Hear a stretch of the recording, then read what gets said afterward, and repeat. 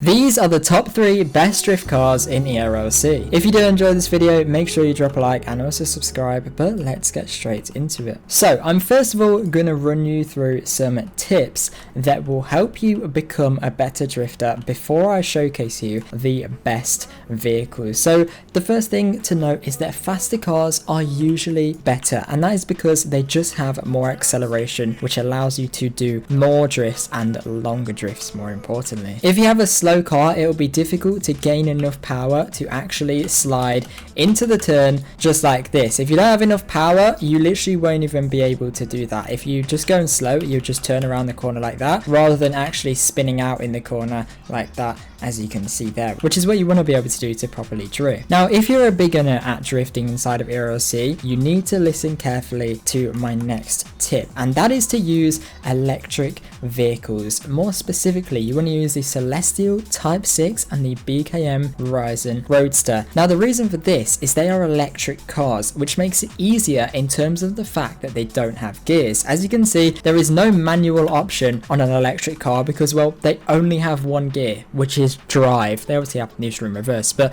one forward gear, which is drive, and that is what you need to learn to drift. So it will make it so much easier for you because you don't have to worry about gears. Changing gears manually is one of the biggest parts to doing a good drift inside of ERLC, and if you don't need to change gears, it allows you to focus all of your time on the actual drifting aspect of it, which is understanding your car and understanding how the traction works in that specific vehicle. And speaking of traction, if you're new to drifting, you probably want to keep traction control on. So if you have traction control on, you just need to hold shift and it will take you to drift into a corner, and it allows you to control the drift very easily. As you can see, you can really nicely just do some nice little drifts around corners. You are still spinning your tires out. You'll be able to see the tire marks beside you. However, it will stop you from completely oversteering around the corner. As you can see, it allows you to really nicely control your drifts and allows you to be able to stay in the road without spinning out, which if you have traction control off is quite a difficult thing to do.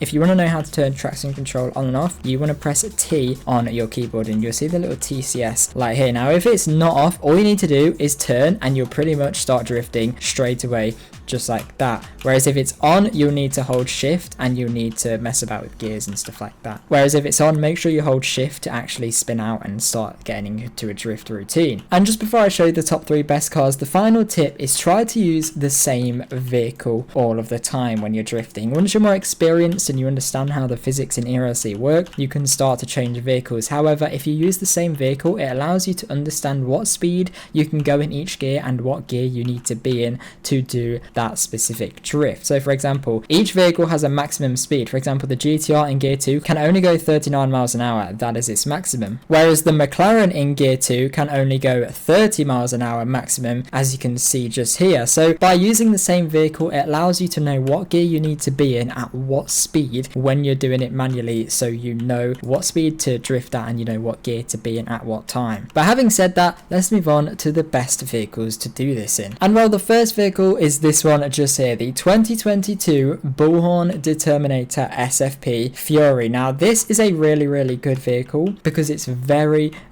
quick acceleration. It's got one of the fastest accelerations inside of the entirety of ERLC. I think it's in the top 5 fastest acceleration vehicles, and it's quite a cheap car as well, so it's very good in that sense. I also think it looks pretty cool and it looks like a nice drift car. I have mine in a really bright green, which probably makes it look a little bit worse than it does if it was in a nicer color, but it is really good to drift in. If you have traction control off, it's really easy to just spin out around a corner like that. If you have traction control off, you can drift so well in this vehicle. If you're planning to do burnouts as well, you'll also need traction control off, and that's because it allows you to properly spin your car out and allows you to do nice burnouts. If you want to do burnouts, ideally you want to be in 2nd or 3rd gear depending on what vehicle. In this car, you can see you kind of need to be in 3rd, and then you just want to keep spinning it out. Now don't just do a full circle. You can do a circle like that if you want, but that's kind of boring. You need to be tapping the accelerator and the steer button quite a bit. So hold shift to get that initial spin out, and you can just keep changing gears and drifting as you go. But as I said, if you want to do burnouts, make sure you have traction control off. It's so much easier to do much more awesome things in your vehicle if you have traction control off. However, if you're learning, have traction control on. So yeah, that's the first car on this list. Now the next one on this list, you probably are expecting it. It's the Surrey 650S, or the McLaren in ERLC. Now the reason for this is purely because it has one of the fastest accelerations in the game as well. It's like the second, or maybe even the fastest, the first fastest in the game. That will help you so much. It's really quick at accelerating, which will help you drift really well. That's literally the only reason why this car is on this list. It's really fast, which helps you spin out on corners and helps you drift a lot more as well, because you don't need as much room to speed up and get to your desired speed that you want to pull the drift at. So yeah, the McLaren's really good because it's very fast in that sense. And I did mention this earlier, but the final vehicle on this list is the BKM Horizon Roadster. Now the reason for that is, again, it has one gear and it's the fastest electric car, or the second fastest behind the Tesla, but that just makes it really good. It's so nice to drift this car because it responds really well. Even with traction control off,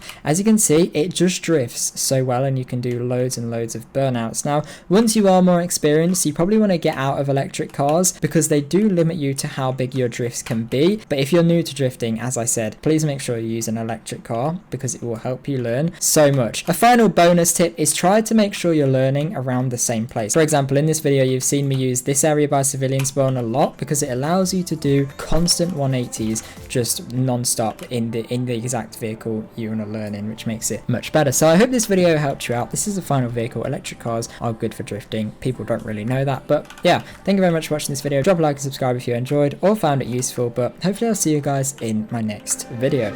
Bye.